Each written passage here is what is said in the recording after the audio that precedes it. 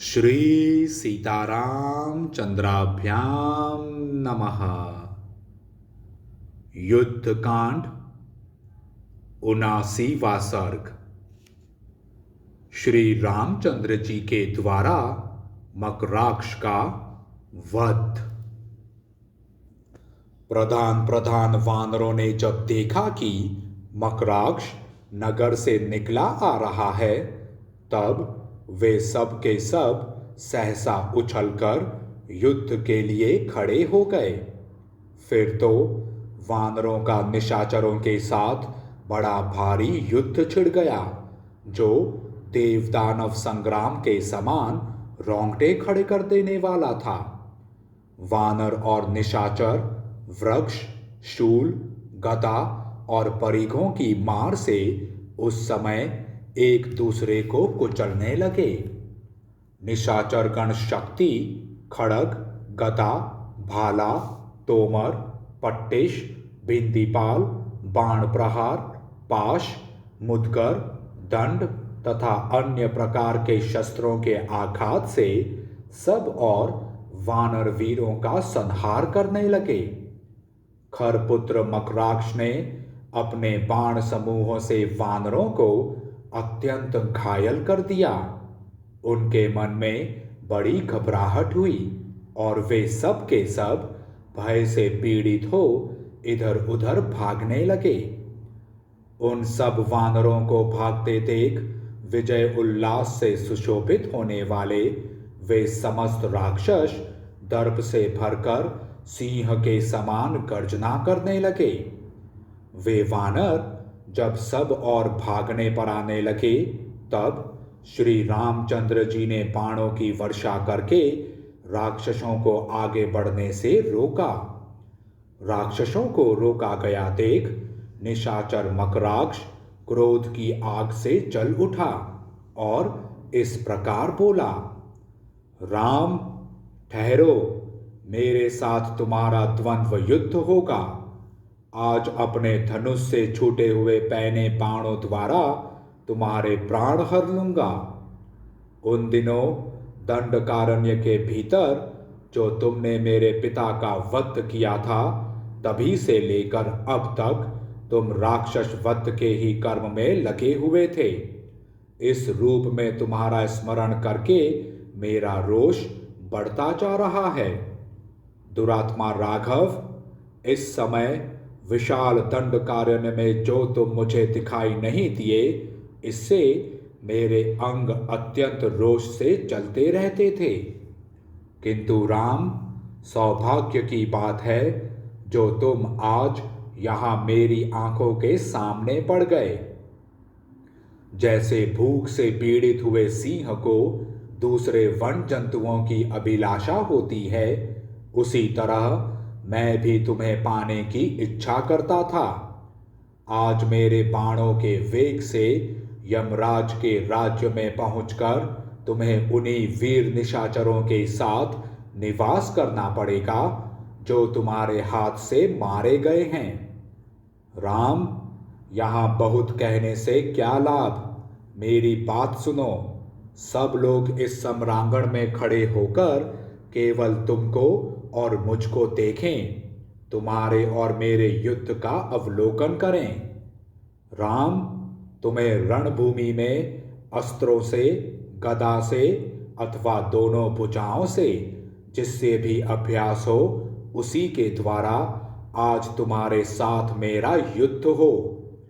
मकराक्ष की यह बात सुनकर दशरथ नंदन भगवान श्री राम जोर जोर से हंसने लगे और उत्तरोत्तर बातें बनाने वाले उस राक्षस से बोले, निशाचर, क्यों व्यर्थ डींग हाँकता है? तेरे मुंह से बहुत सी ऐसी बातें निकल रही हैं जो वीर पुरुषों के योग्य नहीं हैं। संग्राम में युद्ध किए बिना कोरी बकवास के बल से विजय नहीं प्राप्त हो सकती। पापी राक्षस, यह ठीक है कि दंडकारण्य में 14,000 राक्षसों के साथ तेरे पिता खरका, त्रिशिरा का और दूषण का भी मैंने वध किया था। उस समय तीखी चोंच और अंकुश के समान पंजे वाले बहुत से गिद्धों, गीदड़ों और कौओं को भी उनके मांस से अच्छी तरह तृप्त किया था, और अब आज वे तेरे मांस से भरपेट भोजन पाएंगे। श्री रघुनाथ जी के ऐसा कहने पर महाबली मकराक्ष ने रणभूमि में उनके ऊपर बाण समूहों की वर्षा आरंभ कर दी, परंतु श्री राम ने स्वयं भी बाणों की बौछार करके उस राक्षस के बाण टुकड़े टुकड़े कर डाले। वे कटे हुए सुनहरी पांख वाले सहस्त्रों बाण पृथ्वी पर गिर पड़े। दशरथ नंदन भगवान श्री राम और राक्षस खर के पुत्र मकराक्ष इन दोनों में एक दूसरे के निकट आकर बलपूर्वक युद्ध होने लगा। उन दोनों की प्रत्यंचा और हथेली की रगड़ से धनुष के द्वारा जो टंकार शब्द प्रकट होता था, वह उस सम्रांगण में परस्पर मिलकर उसी तरह सुनाई देता था जैसे आकाश में दो मेघों के गरजने की आवाज हो रही हो। देवता, दानव, गंधर्व, किन्नर और बड़े बड़े नाग, ये सब के सब उस अद्भुत युद्ध को देखने के लिए अंतरिक्ष में आकर खड़े हो गए।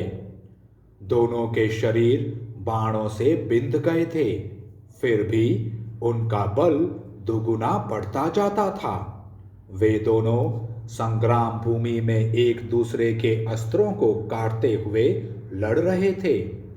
श्री रामचंद्र जी के छोड़े हुए बाण समूहों को वह राक्षस रणभूमि में काट डालता था, और राक्षस के चलाए हुए सैनिकों को श्री रामचंद्र जी अपने बाणों द्वारा टूक टूक कर डालते थे।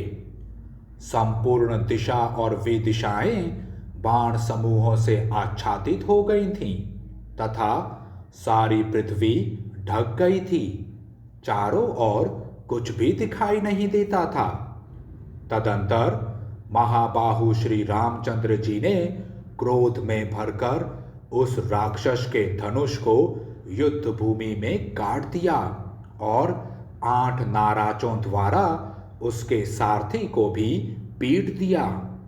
फिर अनेक बाणों से रथ को छिन्न भिन्न करके श्री राम ने घोड़ों को भी मार गिराया। रथहीन हो जाने पर निशाचर मकराक्ष भूमि पर खड़ा हो गया। पृथ्वी पर खड़े हुए उस राक्षस ने शूल हाथ में लिया, जो प्रलय काल की अग्नि के समान दीप्तिमान तथा समस्त प्राणियों को भयभीत करने वाला था। वह परम दुर्लभ और महान शूल भगवान शंकर का दिया हुआ था, जो बहुत ही भयंकर था। वह दूसरे संहार अस्त्र की भांति आकाश में प्रज्वलित हो उठा। उसे देखकर संपूर्ण देवता भय से पीड़ित हो सब दिशाओं में भाग गए। उस निशाचर ने प्रज्वलित होते हुए उस महान शूल को घुमाकर महात्मा श्री रघुनाथ जी के ऊपर क्रोधपूर्वक चलाया। खरपुत्र मकराक्ष के हाथ से छूटे हुए उस प्रज्वलित शूल को अपनी ओर आते देख श्री रामचंद्र जी ने 4 बाण मारकर आकाश में ही उसको काट डाला। दिव्य सुवर्ण से विभूषित वह शूल श्री राम के बाणों से खंडित हो अनेक टुकड़ों में बंट गया और बड़ी भारी उल्का के समान भूतल पर बिखर गया। अनायास ही महान कर्म करने वाले श्री राम के द्वारा उस शूल को खंडित हुआ देख आकाश में स्थित हुए सभी प्राणी उन्हें साधुवाद देने लगे। उस शूल के टुकड़े टुकड़े हुए देख निशाचर मकराक्ष ने घूसा तान कर श्री रामचंद्र जी से कहा, अरे खड़ा रहे, खड़ा रहे। उसे आक्रमण करते देख श्री रामचंद्र जी ने हंसकर अपने धनुष पर आग्नेयास्त्र का संधान किया और उस अस्त्र के द्वारा उन्होंने रणभूमि में तत्काल उस राक्षस पर प्रहार किया। बाण के आघात से राक्षस का हृदय विदीर्ण हो गया, अतः वह गिरा और मर गया। मकराक्ष का धराशायी होना देख वे सब राक्षस श्री रामचंद्र जी के बाणों के भय से व्याकुल हो लंका में ही भाग गए। देवताओं ने देखा जैसे वज्र का मारा हुआ पर्वत बिखर जाता है, उसी प्रकार खर का पुत्र निशाचर मकराक्ष दशरथ कुमार श्री रामचंद्र जी के बाणों के वेग से मार डाला गया। इससे उन्हें बड़ी प्रसन्नता हुई।